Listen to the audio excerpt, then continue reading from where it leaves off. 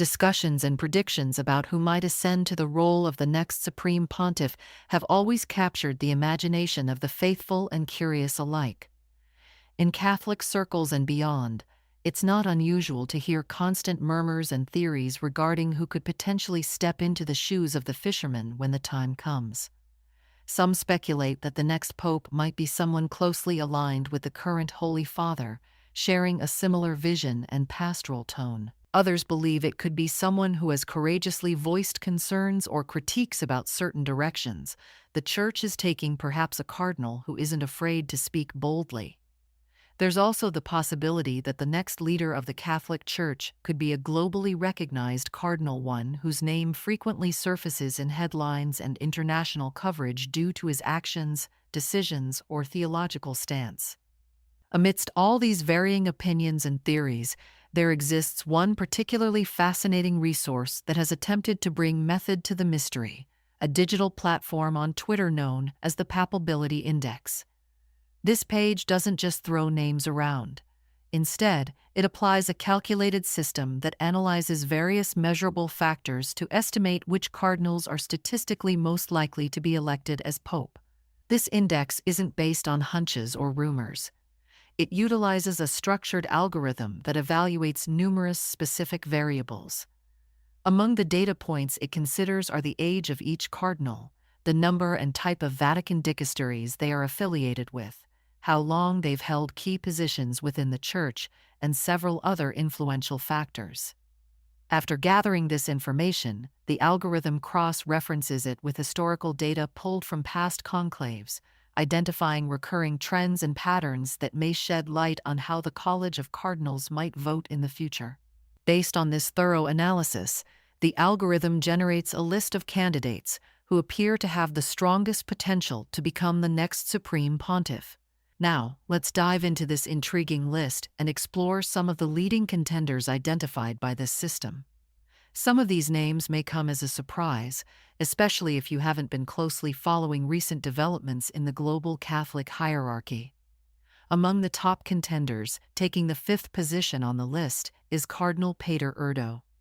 For those familiar with internal Vatican affairs and papal predictions, Erdo is not a new or obscure figure. His name has been circulating within speculation circles for quite some time. He is often seen as a stabilizing figure within the Church, someone with a reputation for promoting peace and dialogue.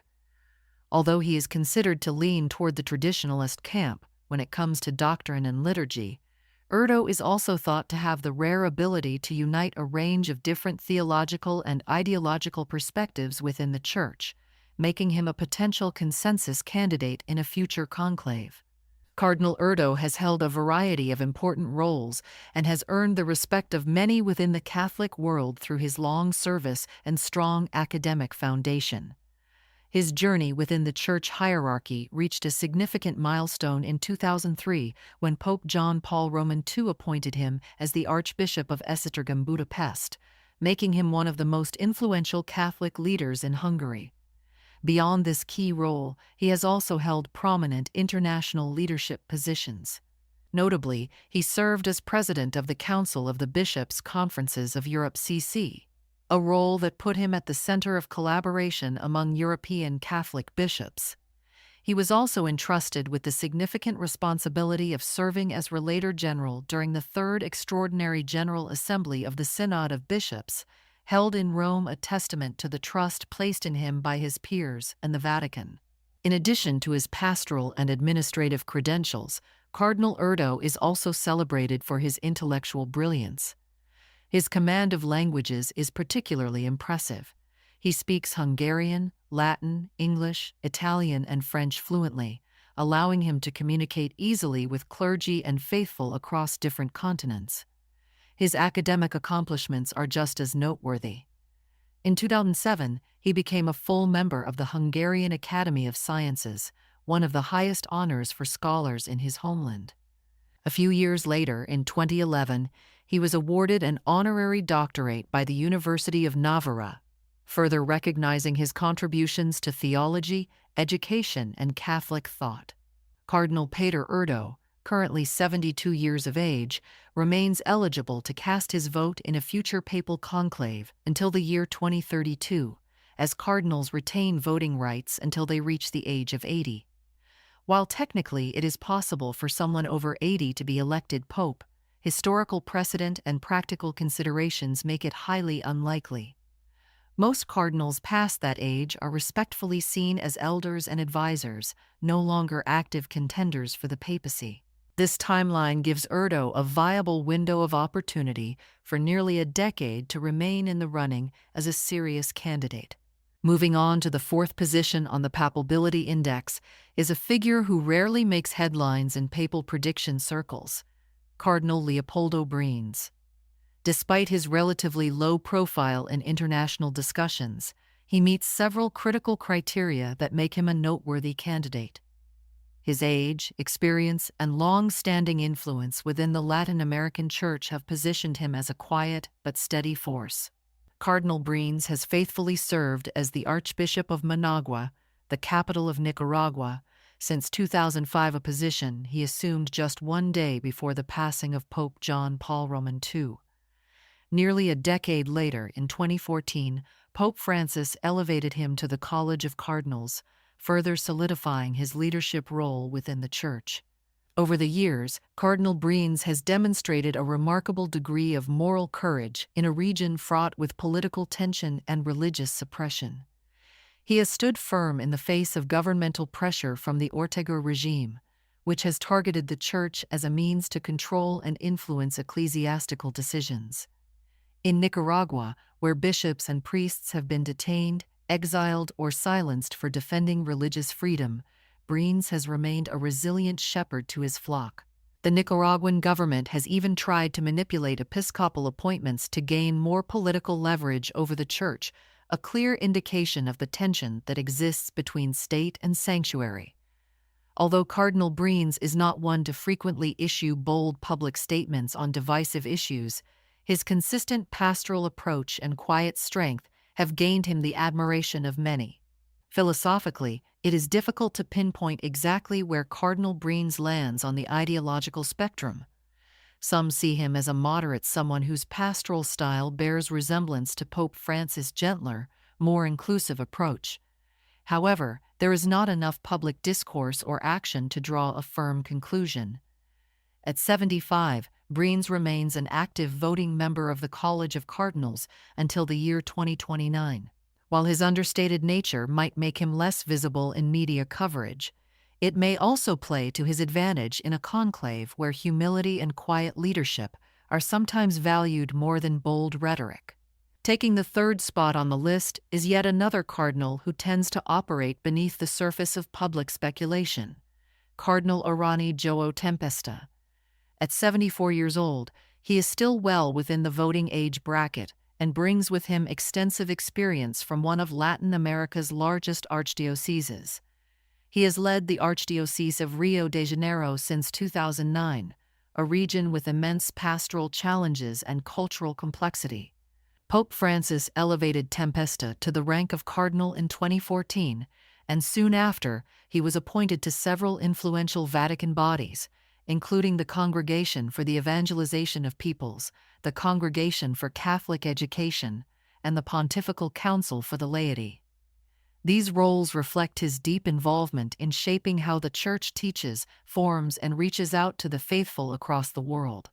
Cardinal Tempesta's name briefly surfaced in global news coverage in 2016, not for a theological statement or church event, but due to a frightening and unusual incident. While traveling in Rio, he found himself caught in the middle of a gunfight between law enforcement and heavily armed assailants.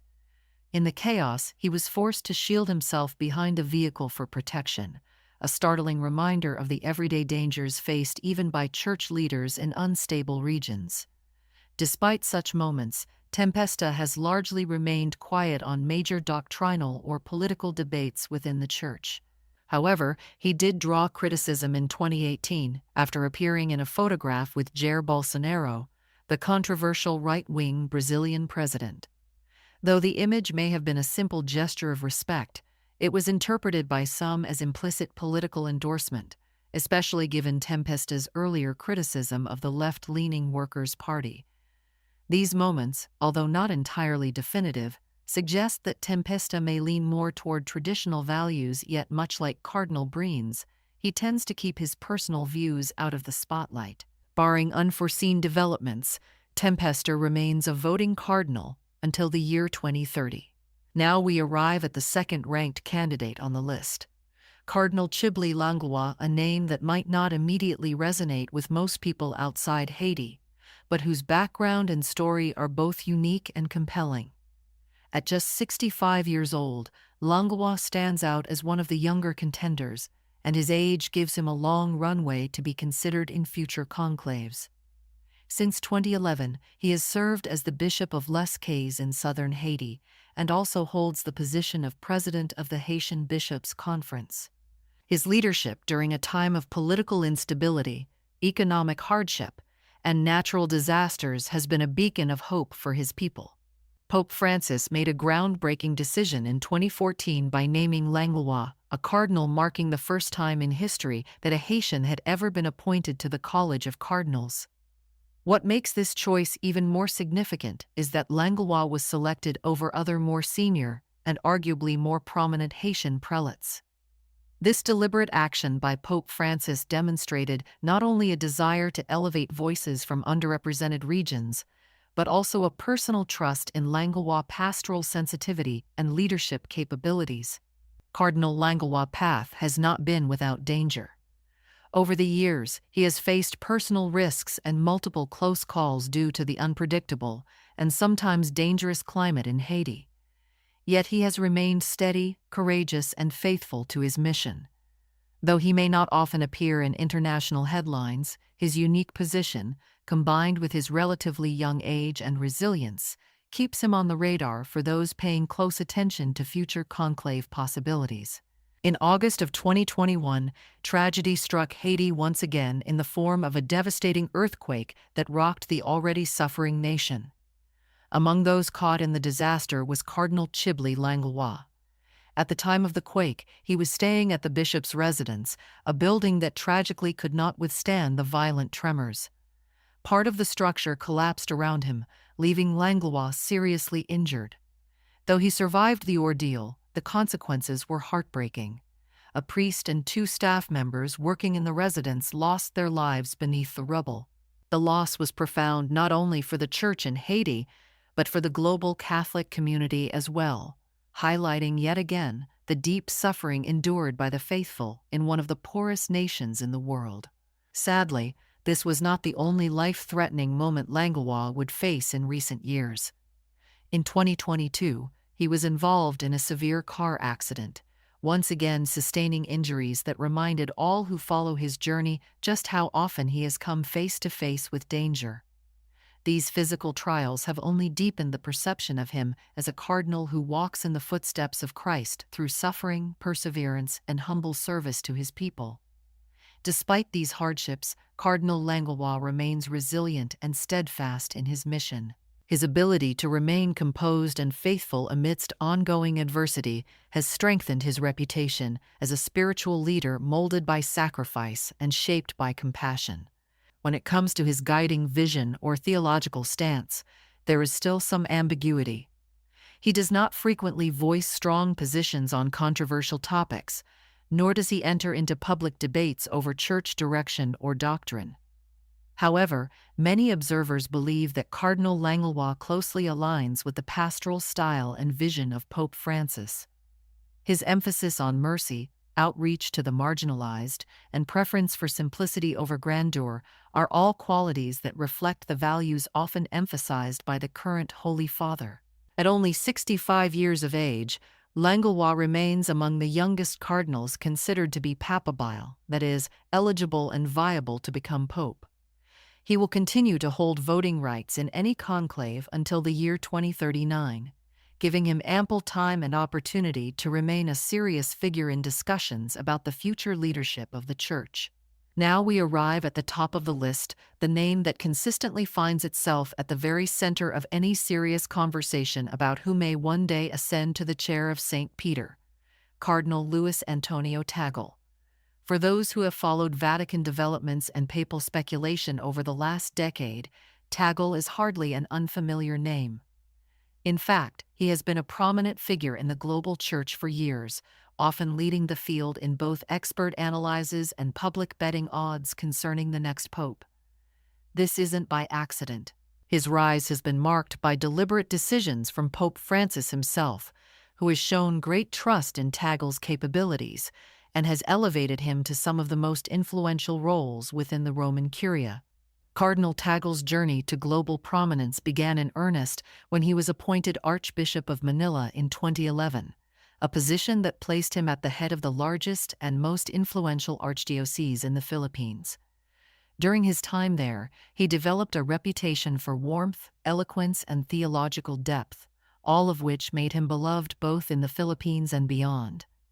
Then in 2020, he stepped away from that role to embrace an even greater challenge, serving full-time within the Vatican, right at the heart of the Catholic Church's global operations. Today, Cardinal Tagle occupies an array of important roles, many of which put him in direct contact with the most pressing issues facing the Church. In fact, his list of responsibilities is so extensive that it's difficult to even keep track of all the councils and dicasteries of which he is a part. But among all these appointments, his most prestigious and visible role is as the pro-prefect of the Dicastery for Evangelization. This office plays a central part in shaping how the Church presents the gospel message to the world, and his leadership there is both symbolic and strategic. What truly makes Cardinal Tagle stand out is the widely recognized alignment between his vision for the Church and that of Pope Francis. Both men share a deep commitment to mercy, inclusion, and a church that listens more than it lectures. Tagle, like Francis, has shown an ability to connect with people from all walks of life, offering pastoral care that is both grounded in tradition and attentive to the modern human experience. He combines theological depth with genuine humility, academic rigor with deep compassion. This blend of qualities has made him a standout figure not just within Asia, but across the global Church. Cardinal Luis Antonio Tagle has often emphasized the importance of language, not merely as a tool for communication, but as a vessel for compassion, healing, and renewal within the life of the Church. He has been one of the leading voices calling for a rethinking of how the Church speaks to and about those who have often felt alienated or wounded by its teachings or tone. In particular, he has urged for a more compassionate and inclusive vocabulary when referring to individuals in situations that have traditionally been met with rigidity or silence, such as those in same-sex relationships, single mothers, and Catholics who are divorced and remarried.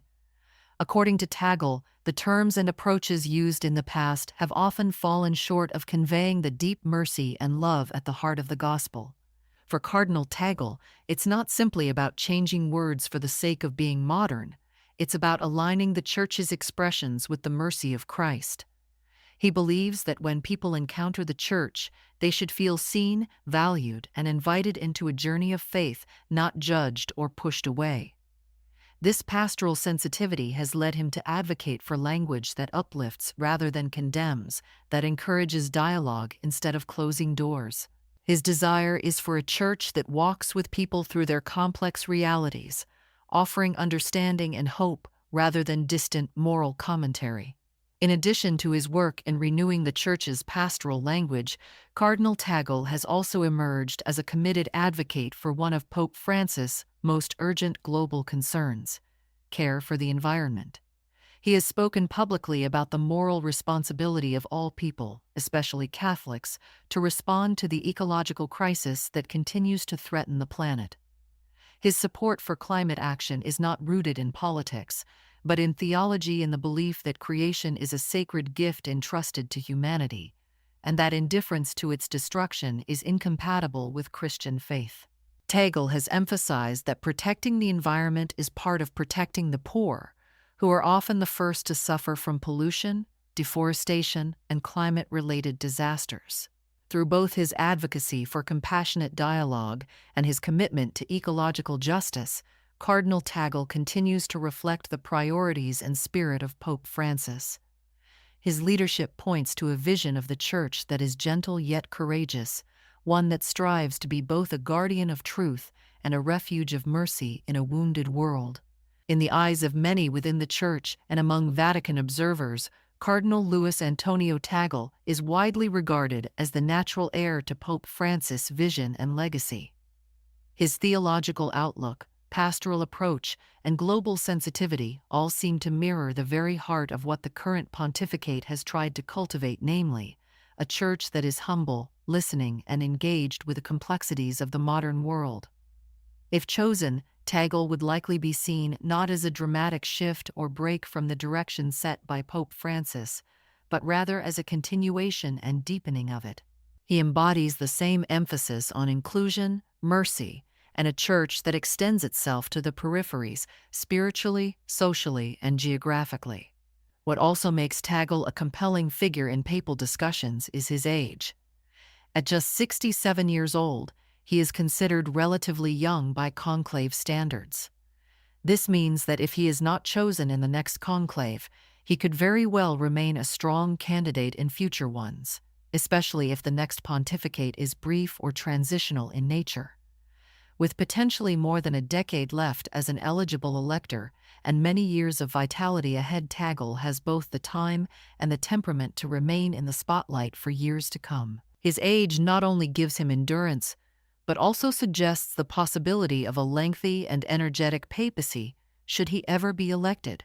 In short, Cardinal Tagle represents a blend of continuity and vitality, someone who could carry forward the spirit of the Francis era while bringing his own unique gifts to the leadership of the global Church.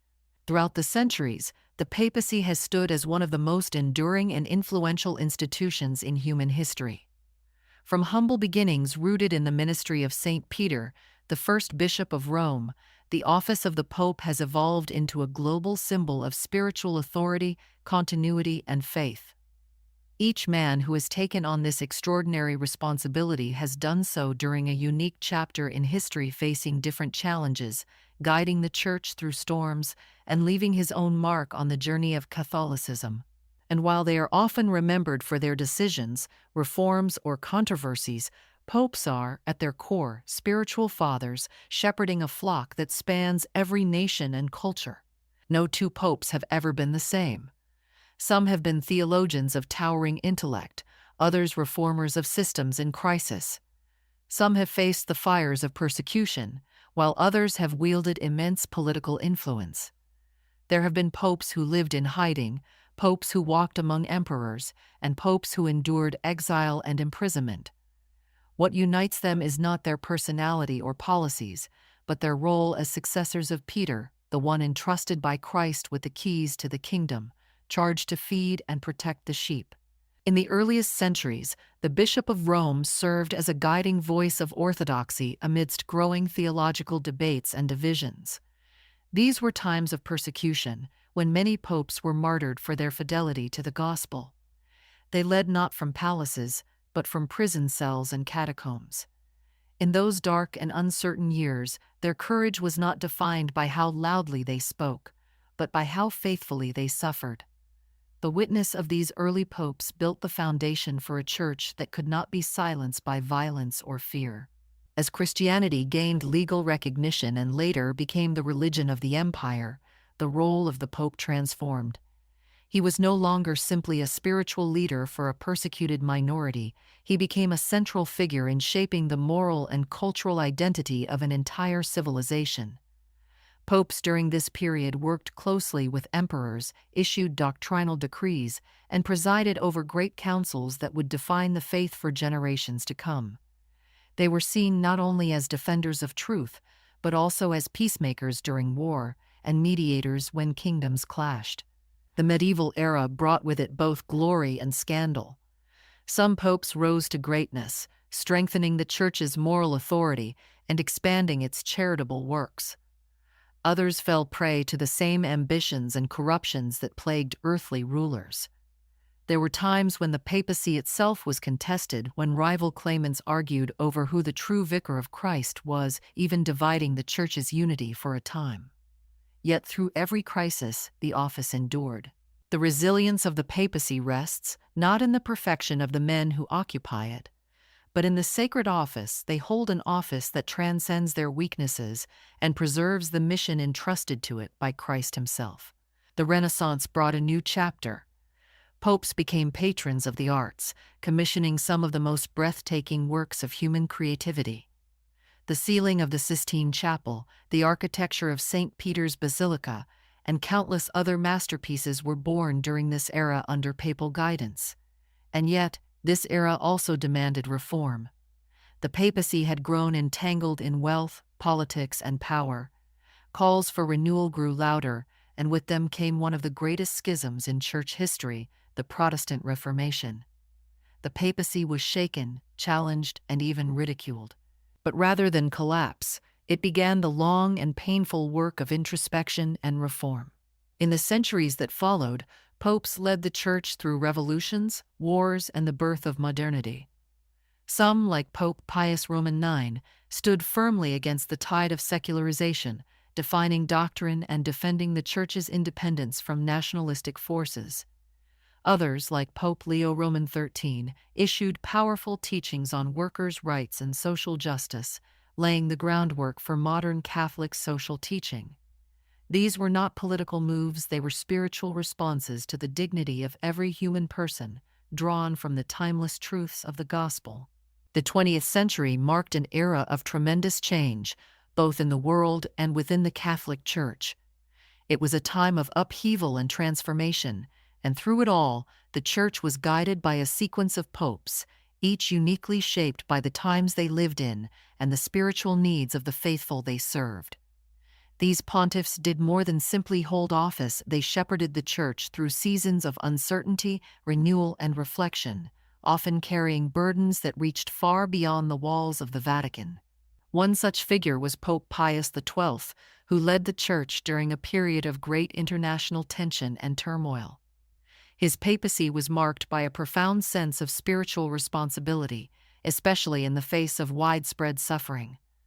Though the details of that era are complex and often debated, what remains clear is that Pope Pius XII bore the weight of global unrest with quiet resolve. Behind closed doors and away from the spotlight, he worked to preserve life, defend the Church's mission, and uphold the dignity of every person. His leadership during those years would lay the groundwork for how future popes navigated the growing complexities of the modern age. Following him, Pope John XXIII emerged as a breath of fresh air for a world longing for renewal. Often remembered for his warm and fatherly demeanor, he opened a new chapter in the life of the Church by calling together what would become known as the Second Vatican Council. With boldness and humility, he invited the bishops of the world to gather not to rewrite the faith, but to represent it with new life and deeper understanding. His vision was simple yet profound: to bring the Church into closer dialogue with the modern world, to speak in a language that could be heard, and to extend the hand of compassion to those who felt distant or excluded. Though his papacy was brief, its impact was enormous. He planted seeds that would blossom for generations to come. The torch was then passed to Pope Paul VI, who accepted the weighty task of carrying forward the vision set in motion by his predecessor. His time as pope was not easy. He served during a time of rapid cultural change, when the world was questioning long-held traditions and searching for new meaning.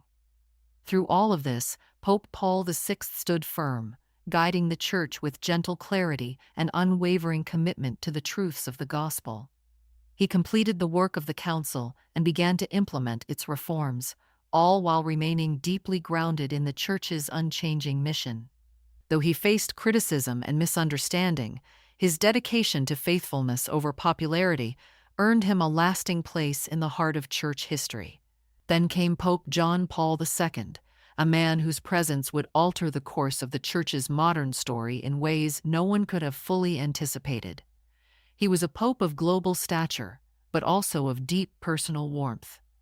Coming from a background shaped by hardship and challenge, he rose with extraordinary strength to become a symbol of hope and courage to people around the world.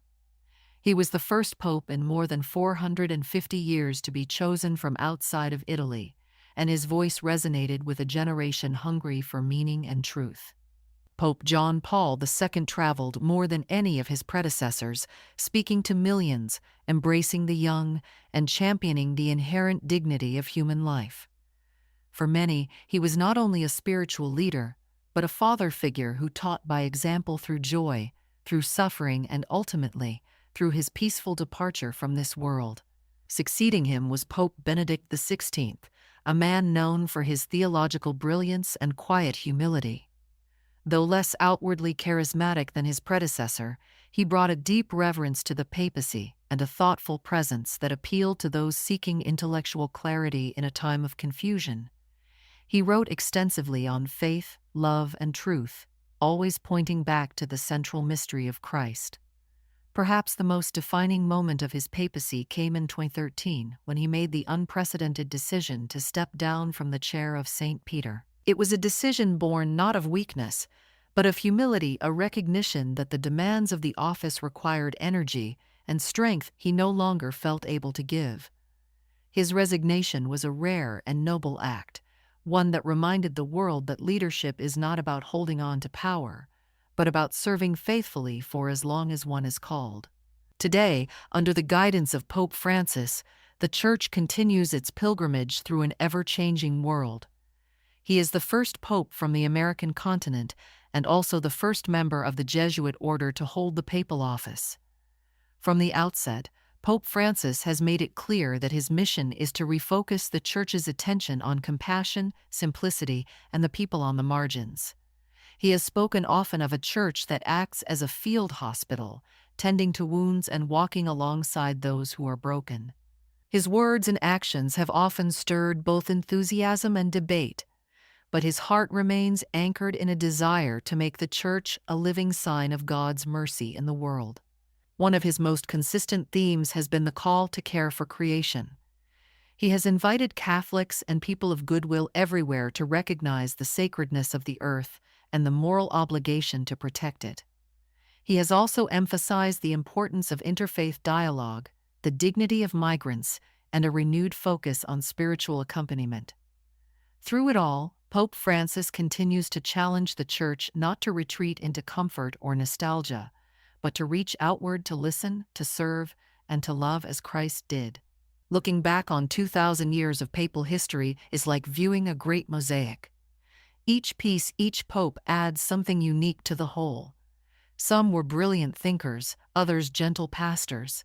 Some led through turbulent times, while others presided over peace. Yet all were called to the same role: to be the visible sign of unity in the Church, to guard the deposit of faith, and to strengthen their brothers and sisters in their walk with Christ. The greatness of a pope is not measured by power, fame, or influence, but by faithfulness to the gospel and love for the people of God. As we await the next chapter in this unfolding story, questions will continue to rise. Who will be chosen next? What qualities will define his leadership? How will he respond to the unique challenges of his time? But beneath all the speculation lies a deeper truth. The selection of a pope is not simply a political or institutional process. It is a sacred moment in the life of the Church.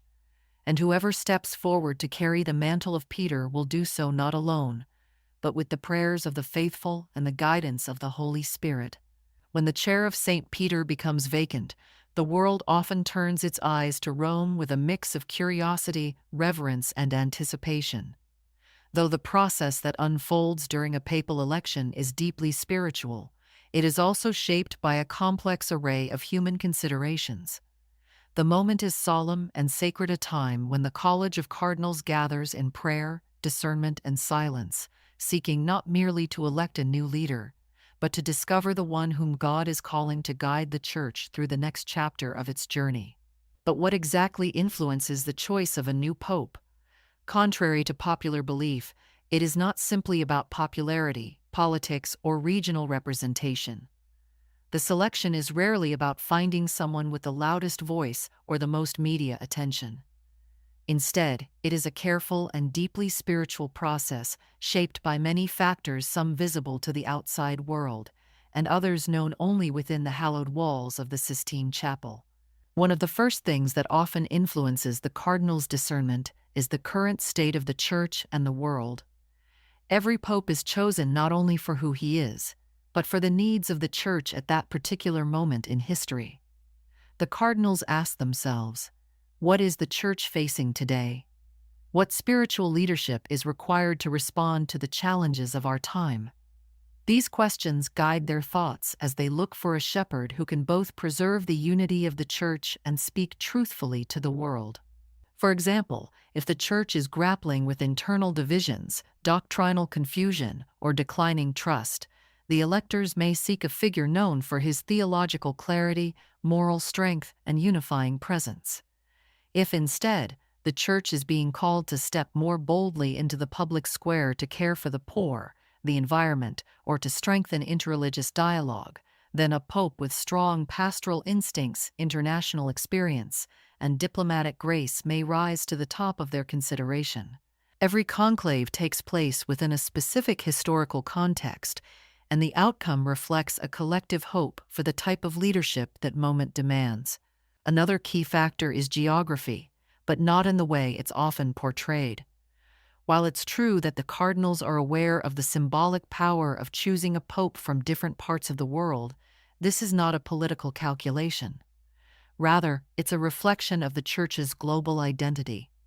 With over 1 billion Catholics spread across every continent, the universal Church is no longer concentrated in just one region. A pope from Latin America, Africa, or Asia may bring fresh insight and new energy to the papacy, helping the Church to speak more effectively to regions where Catholicism is rapidly growing. That said, being from a particular region is not enough on its own. It must be paired with wisdom, holiness, and a deep understanding of the universal Church. Language and communication skills also quietly play a role. In a globalized world, a pope must be able to connect with people across linguistic and cultural barriers. While fluency in multiple languages is not required, the ability to understand the faithful from various backgrounds and to speak to their concerns with empathy is a tremendous asset. A cardinal who has served internationally, or one who is multilingual, often has a broader worldview, one shaped by lived experience rather than theory alone. Then there is age and vitality, an unavoidable consideration in the election of a pope. While holiness is not measured in years, the reality is that the papacy demands immense physical, emotional, and spiritual endurance. In recent decades, the age of papal candidates has been balanced carefully. Old enough to have maturity, wisdom, and experience, but young enough to sustain the daily rigor of global leadership.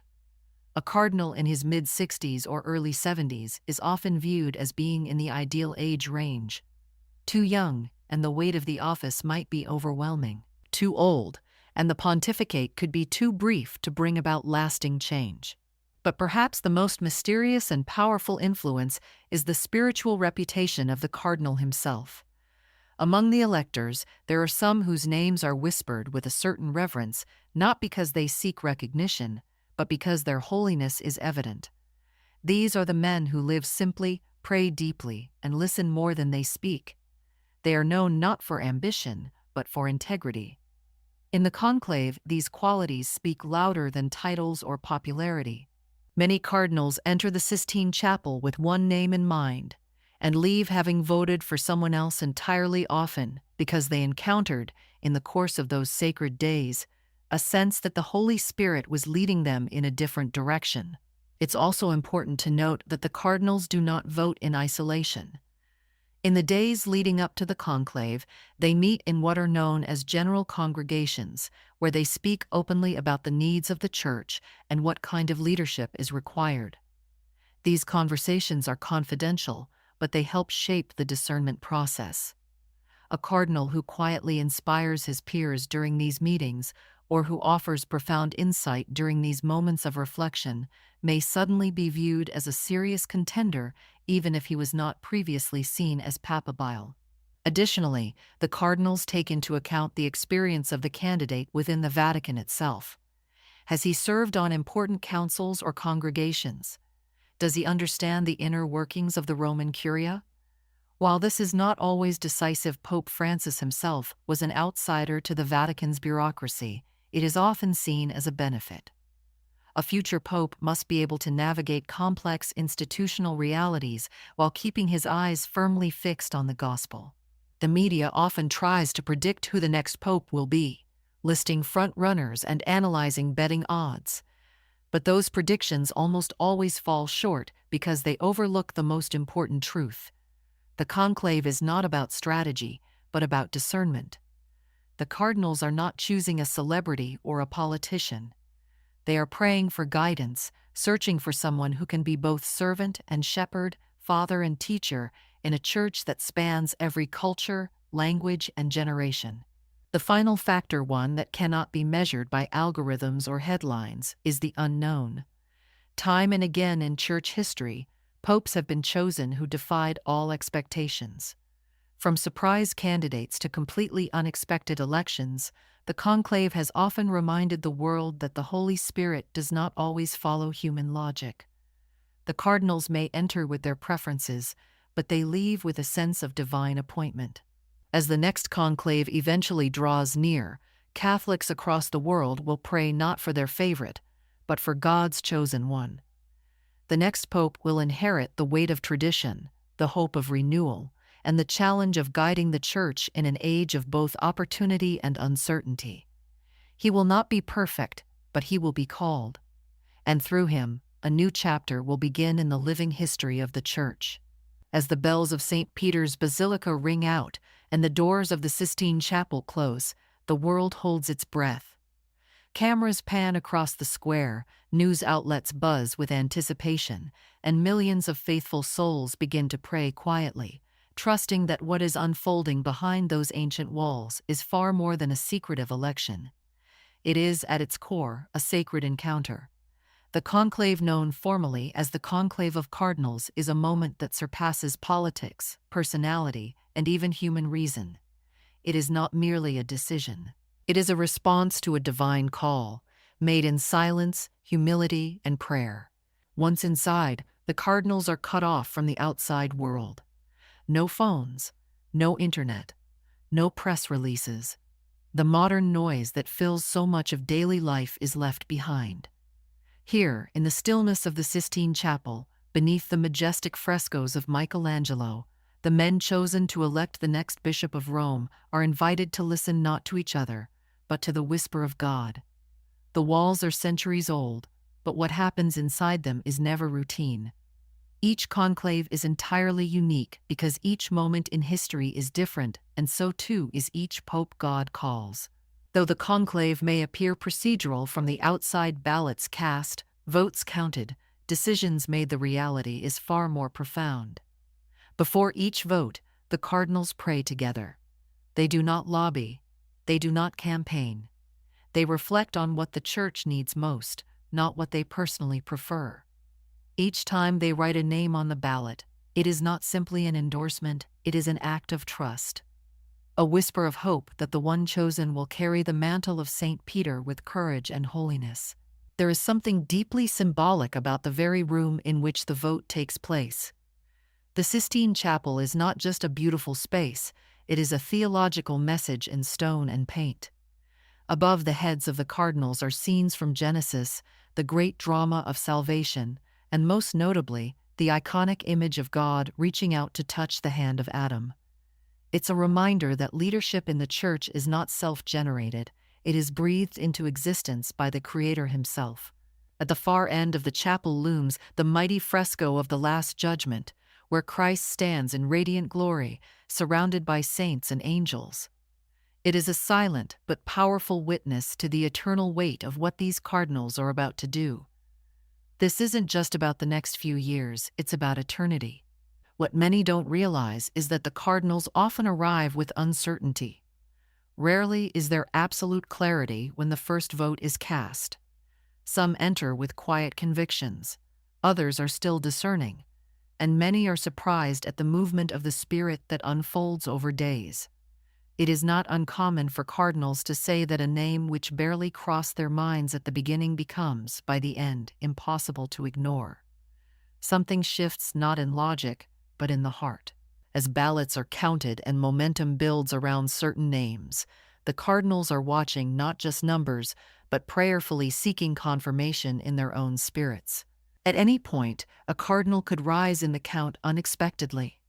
It may be because of a speech he gave during pre-conclave meetings that stirred something profound in others. Or it may be that his life marked by quiet holiness and faithful service has left an impression that only now reveals its depth. Often, it is not the most well-known candidates who emerge as frontrunners, but those whose authenticity and humility resonate the deepest. The man who will walk onto the balcony of St. Peter's is not always the one the world expected, but often he is exactly the one the Church needed. There is also the deeply emotional moment when one name receives the two-thirds majority required. In that instant, the chosen cardinal is approached and asked two questions. The first, do you accept your canonical election as Supreme Pontiff? The second, by what name shall you be called? The moment is quiet, intimate, and unlike any other in the world. The man who only hours ago entered the chapel as one among many now becomes the vicar of Christ. His yes is not just administrative, it is an offering of his life. And in choosing his papal name, he signals to the Church the kind of shepherd he hopes to be. Meanwhile, in the square below, the faithful wait in silence, staring at a simple chimney affixed to the chapel roof. The color of the smoke that rises will tell them everything. Black smoke means the cardinals are still discerning. White smoke means a new pope has been chosen.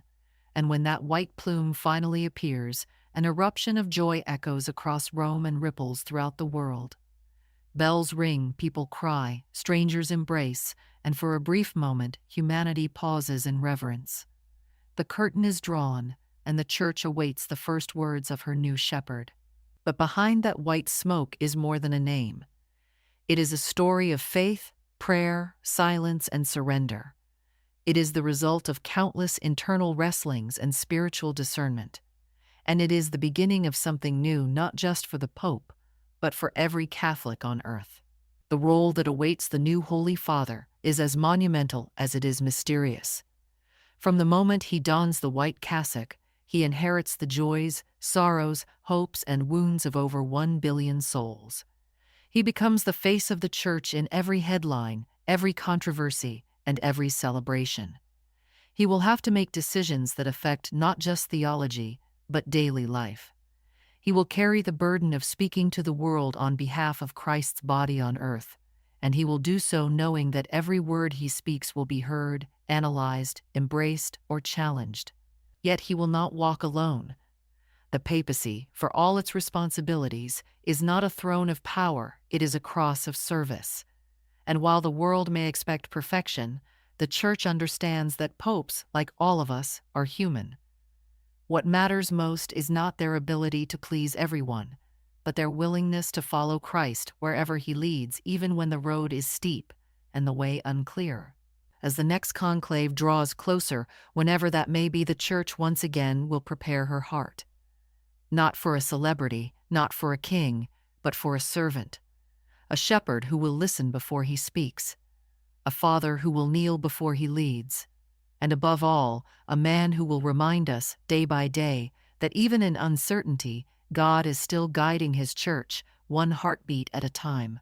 As the white smoke clears the sky and the bells of St. Peter's Basilica ring out once more, the world begins to take in the magnitude of what has just occurred. A man, once walking among the cardinals as one among equals, has now stepped into a role that stretches back across 2 millennia. His shoulders carry the weight of centuries, yet his mission is always rooted in the present, shaped by today's trials, tomorrow's hopes, and the eternal call of Christ to feed his sheep. For many watching, it may be easy to focus on the personality of the new pope. What kind of man is he? Where does he come from? What views does he hold? These questions are natural and in some ways necessary. But behind the man, beyond the headlines, lies something much greater, something that cannot be captured in sound bites or summarized in articles. It is the divine mystery of the papacy, the belief that in a world that is ever-changing, there still exists a steady voice, appointed not by polls or politics, but through the prayerful discernment of the Church and the unseen guidance of the Holy Spirit. The papacy is not simply an office, it is a vocation. A pope is not called to be famous, flawless, or feared. He is called to be faithful, faithful to the gospel, faithful to the flock, faithful to the God who asked Peter long ago, "Do you love me?" and then entrusted him with the care of his people. That same question echoes in every new pontificate, and every pope, in his own way, answers with his life. As the newly chosen pope stands on the balcony of the apostolic palace, looking out at the sea of pilgrims gathered in St. Peter's Square, the moment is not his alone, it belongs to the whole Church. In the silent seconds before he speaks his first words as the Vicar of Christ, the world is reminded that this moment is about more than leadership, it is about renewal. A chance to begin again. A moment of unity in a divided world. A call to return to the essentials of the faith: mercy, truth, humility, and love. The crowd waits, not for a politician's speech, but for a pastor's greeting. And when he finally speaks, the words may be simple: a blessing, a prayer, a few heartfelt sentences spoken in a trembling voice. But within those words lies a profound reassurance that even in times of confusion, God is still raising up shepherds to guide his people. From that moment forward, the new pope begins a journey that few can comprehend. He will travel across continents, speak in dozens of languages, and meet people from every walk of life. He will kiss the foreheads of infants and hold the hands of the dying. He will speak before crowds of millions and sit quietly with individuals seeking hope. His days will be filled with responsibilities, but his heart must remain rooted in prayer. For without that anchor, even the strongest man would falter.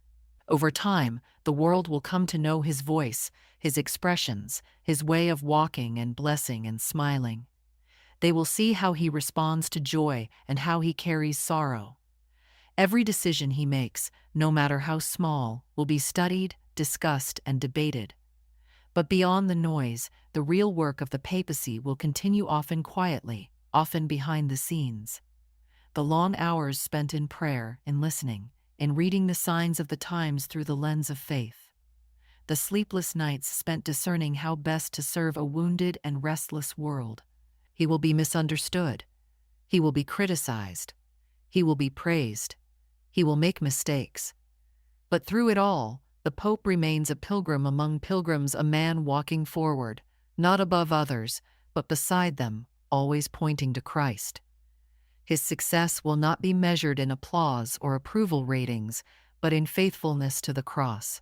And the Church, ancient yet ever new, will continue to follow. From the cathedrals of Europe to the mountain chapels of South America, from hidden house churches to soaring basilicas, the faithful will gather to pray, to celebrate, and to hope. They will listen to the Pope not because he is perfect, but because he carries the voice of tradition, the weight of continuity, and the heart of a father.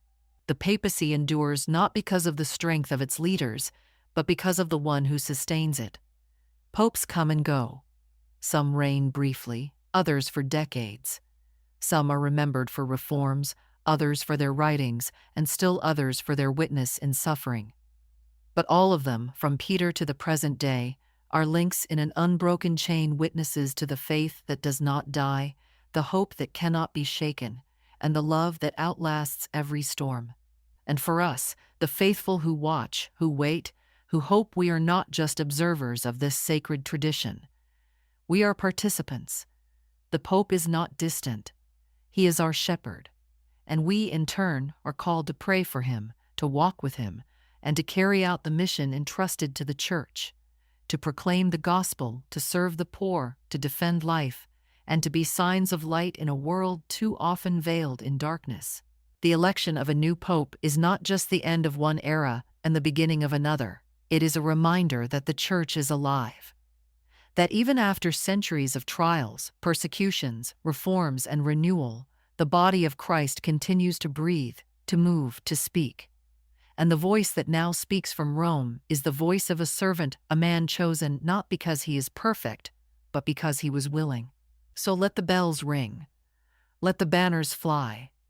Let the world take notice not of a man in white, but of the one he represents, the one who called Peter from his boat, the one who built his church upon a fisherman, the one who still calls us today to cast our nets wide, to walk in faith, and to love without end. And as the sun sets over St. Peter's dome, casting golden light across the cobblestones below, we remember that the church does not stand still. It walks forward. With every new pope, with every new challenge, with every new day it walks forward, guided by prayer, strengthened by tradition, carried by grace, always toward Christ. And so, as one chapter ends and a new one prepares to begin, the world watches, not with fear, but with hope.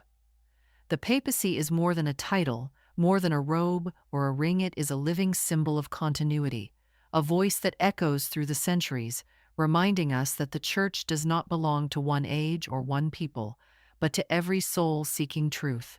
The next pope will face new trials, new questions, and new pressures. But like those before him, he will not walk alone. He will carry with him the prayers of millions and the legacy of countless holy men who came before. He will be flawed, human, and often misunderstood, but he will also be chosen, not by ambition, but by grace. In a world often lost in noise, confusion, and division, the new shepherd will be called to speak peace, to lead with mercy, and to point again and again to Christ, the true head of the Church. His mission will not be to please the world, but to serve it with truth and love. And so we wait not for perfection, but for faithfulness, not for power, but for humility, not for a king, but for a servant. May the one who is chosen hear the call with courage. May he lead with compassion, and may he remind the world, once more, of the unshakable hope found in the gospel. The smoke will rise, the bells will ring, and the Church will move forward, always guided by the same light, always anchored in the same truth. Because no matter who wears the white cassock next, the mission continues.